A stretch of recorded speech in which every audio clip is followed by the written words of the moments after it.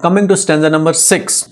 Our two souls therefore which are one, though I must go endure not yet a breach but an expansion, like gold to airy thinness beat. Now in stanza number 6 he says that our two souls which therefore are one. Now again he is flattering that दो जिस्म नहीं एक जान है, दो जिस्म मगर एक जान है हमें, we are two different but we in essence are only one, though I must go. Now here we also see that John Donne is becoming, slightly impatient with his arguments. He was arguing up to this point in detail, but now he becomes impatient. Now he says that though I must go, अब तुझे सुनना है, समझना है, मानना है मान, नहीं मानना नहीं मान, मेरे को तो जाना है.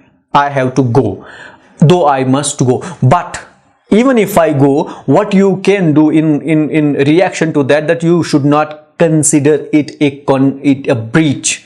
Now breach is an important word, breach of a contract. So we understand that John Donne also took marriage as a contract between two people, and maybe that this breach comes with, this contract comes with a lot of responsibilities and rights which were distributed to both at that time. For example, maybe the rights given to the female at that time was that they are not going to accompany their husbands on the trips, on the longer trips that they take. So he is going and he has to go, but that is not a breach of the contract which he had signed with her. But then he says an expansion, and then he reduces that, the impatience bit, and again tries to argue, though seems that he is running out of the arguments, but then he says that this is an expansion like gold to airy thinness beat. Now using another simile here, comparing their separation or their expansion to the expansion of gold, and also increasing the worth of their love. And he says that मोहब्बत रंग लाती है दूर जाने के बाद. That's what kind of a statement he is saying, that when we would separate or I'll go away, the mutual respect and love between us will increase like that of gold.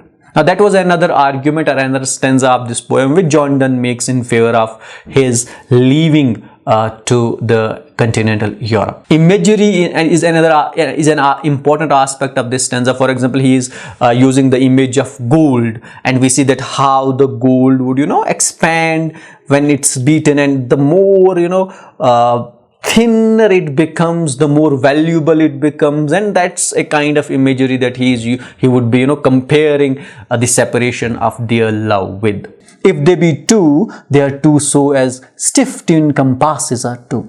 Thy soul the fixed foot makes no show to move, but doth if the other do. Stanza 8 seems that his wife is not convinced, and he says that if they be two, they are two so like a stiff twin compasses are two. Now seems कि बीवी तो मान नहीं रही, कहती she says that हम कोई दो वो नहीं है, हम कोई एक वेक नहीं है, हम दो हैं, दो अलग अलग हैं. So say for example she says like this, and he says fine if they be two, ठीक है अगर वो दो हैं, they are two so like a stiff twin compass. Now he gets his wit again together and compares those two person with stiff twin compass. Now the knot at the top of the twin compass would be the knot of the marriage, the contract जो उन्होंने sign किया. So they are joined or brought together by that knot, which is actually inseparable. Now if they are not and they are like two, how are they two? They are like a stiff twin compass. And he says that his woman is the fixed foot of this compass, and he is the other which doth far move around. And this image of twin compass continues in the next stanza also, and where he says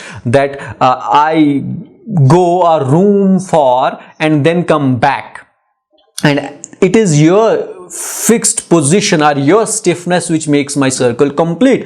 And if you will not behave that solidly, that stiffly, or run obliquely, that in that case I would not be able to complete my circle. Now another important aspect that comes to us through this imagery is that we find that this wife of John Donne or the female of John Donne back them had a purpose in their life, and that purpose was very fixed.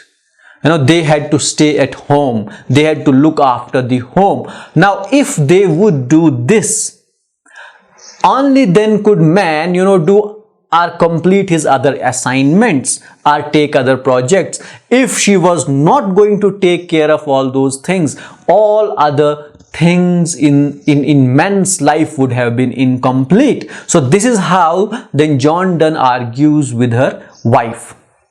Metaphysical conceit is an important aspect of these stanzas. The image of stiff twin compass is the best metaphysical conceit that you can find, which is a far-fetched metaphor where poet is comparing himself and his beloved with a stiff twin compass.